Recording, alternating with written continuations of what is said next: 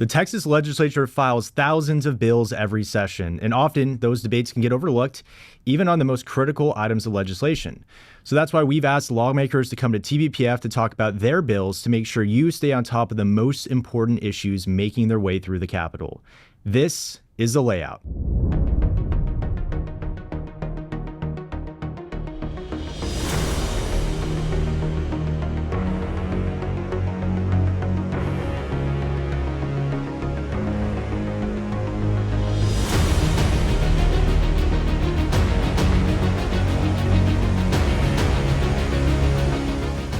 I'm David Dunmoyer, Campaign Director for Water and Technology Policy at TPPF, and today I'm with the one, the only, Chairman Cody Harris. Welcome to the show, Chairman. David, thanks for having me. Excited to be here. Absolutely, and we're going to talk about what has become one of the defining issues of this session. Governor Abbott has stated the state, for those who tuned in. He said this is going to be the session of water. We're going to make a Texas-sized investment. And as I recall being there, he pointed on you and Senator Perry as the leads on this issue. So we're going to talk about your House Joint Resolution 7, which accomplishes much of your shared vision on this. But let's kind of zoom out for a second here. I'd love if you can just paint the picture. What is the state of water in Texas, and where's really been your focal point as you've addressed this issue? Yeah, it's the state of water in Texas. Right now, we're not at complete crisis mode yet. Different areas of the state are, especially down in South Texas, but and different parts of the Panhandle and West Texas, they are at crisis level. Where I'm from in East Texas, man, we got plenty of water. We've got lots of groundwater, lots of surface water. We're doing fine. But as a lawmaker and as a legislator, we've got to look at, all right, we are the 8th largest economy in the world. Mm-hmm. We've got 1,600 people a day moving here now.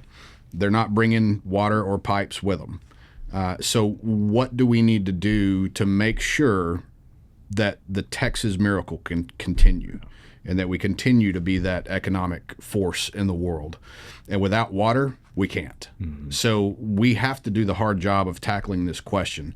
We know that water availability, water supply, finding new sources of water is of critical importance when we look 5, 10, 15, 20 years down the road.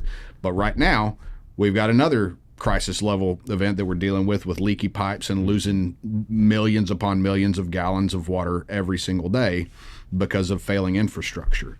And so, you know, when you think of government, basic level of service, that's kind of the role and responsibility of little r Republican form of government. Mm-hmm. And so I don't like that the state is having to get involved and contribute all of these taxpayer resources to water infrastructure. But the simple reality is if we don't, then the Texas miracle ceases to exist. Right. No, and I know you've articulated this very clearly and correctly. When we have less water and we have a dwindling supply of this resource, freedom is diminished too. Mm-hmm. You look at other states where water shortages and scarcities are a crisis level and water moratorium, government telling you you can't use water, avoiding that at all costs, and you're being proactive.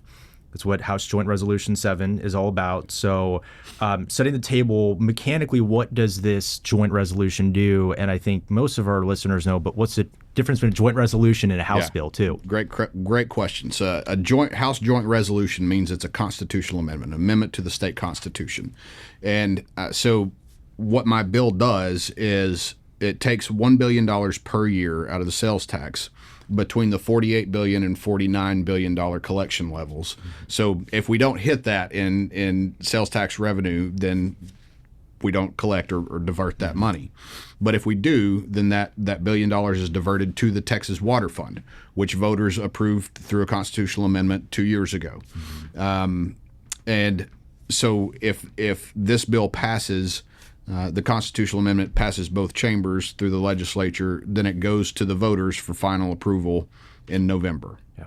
Well, well understood. And for listeners too, there's a stakeholder process with Texans voting on this.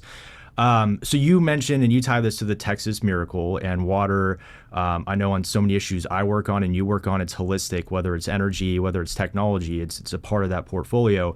So with all that in mind, 5, 10, 15, 20 years down the road, this joint resolution is codified, how do you hope it not just preserves but kind of propels that miracle forward? What's your vision and your hope on that? Yeah, so part of that funding will be used to address the leaking pipes that we have throughout the state, and it's everywhere. I mean, it's not one particular geographic area or anything like that. I mean, I've got it in my district. I've got a rural area, 4 different counties, and I've got a lot of rural water supply corporations who they can't go out for bonding. They can't qualify for low interest loans. Their only option is either to apply for a grant from the state or to raise rates on grandma who is on a fixed income and can't afford $10 more on her water bill. So their hands are really tied behind their back right now with fixing these old failing infrastructure systems that they have in place.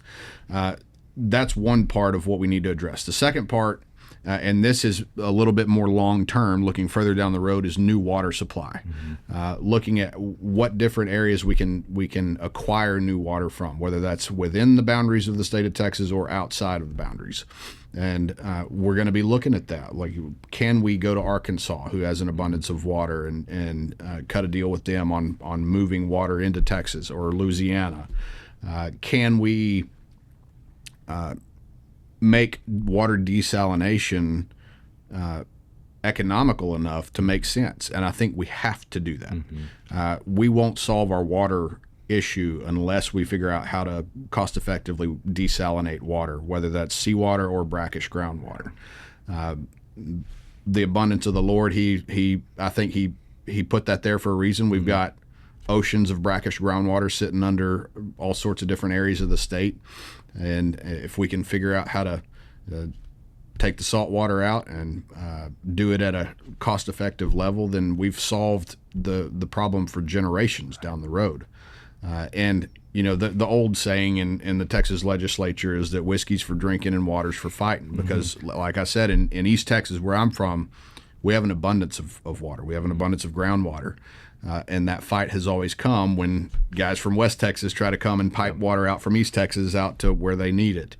And I don't think that fight will ever go away until we figure out how to get those guys and the other areas of the state to be able to utilize the water that's underneath them. And so that's part of what this bill is designed to do, is to provide the resources to make that happen. Right. And I know you've been across the state talking to folks, building up support, learning, identifying the issues here, along with Senator Perry, your counterpart in the Senate, on this. And I could look to polling, which is overwhelming Texan support ideas like this. We also have your committee, your chair over natural resources, voted this out unanimously, if I'm not mistaken. That's right. So the support has been overwhelming from outside in. The only arguments, so to speak, that I've heard in opposition, what is the role of government in water? Is it proper for the government to step in here? I'll let you respond to that, as I'm sure you've heard this question yourself. Yeah, well, the state has pretty much always had a role in water. This isn't new by any means. And it doesn't take looking back very far, just to last November, 2 Novembers ago, when the voters approved the Texas Water Fund and through the constitutional amendment and dedicated over $1 billion to that fund. So I think the voters themselves have answered that question. Yes, it is the role of state government to get involved in water. And we've done that through the Water Development Board, through the State Water Infrastructure Fund, through the Flood Infrastructure Fund, all of the different areas that we've been working on for long before I ever came to the legislature. And I'm honored to be the one kind of at the tip of the spear now in the House leading that effort. Yeah, and for rightful reason that you're doing it. Thank you. And the last question I have, we've kind of addressed much of this, but I'd just be curious. I mean, you've led on so many different issues throughout your time in the legislature. Water, were folks surprised? What's been the reaction from, I want to hear about colleagues. So what was colleagues' reaction when you were appointed chair of natural resources, and how's that been? It's there wasn't a lot of shock that when you think of the different members who have spent a lot of time focused on water policy, there's kind of a short list of members who qualify in that category. But what's exciting me, what I'm shocked by, is how many members and new members have an intense interest in water policy. Used to be only rural guys who cared about it. But now everybody, we had throughout the interim, we had little working groups on different policy areas, and water was one of those. And we had so much participation from across geographic regions, from across party lines. I mean, it kind of broke all the stereotypical standards, and everybody is interested in it and agrees that now is we have to address this question this session. Yeah, as a personal anecdote on that, when we published a comprehensive water policy paper, and it echoes pretty much everything you're saying here, my colleague and I were like, hey, let's go make office visits, everyone in the water caucus. And we look it up, like, this is the entire house. Yeah, exactly. It's more who isn't on the caucus. Well, and I should mention that that's due to a lot of work during the interim and building this up, and new members we've talked to, look to you and your leadership on it. So with that, again, I'll say thank you for making this a priority. I know Texans will benefit from this for years, decades to come. And thank you for joining us on the Layout, Chairman. Thanks, David. Appreciate you having me.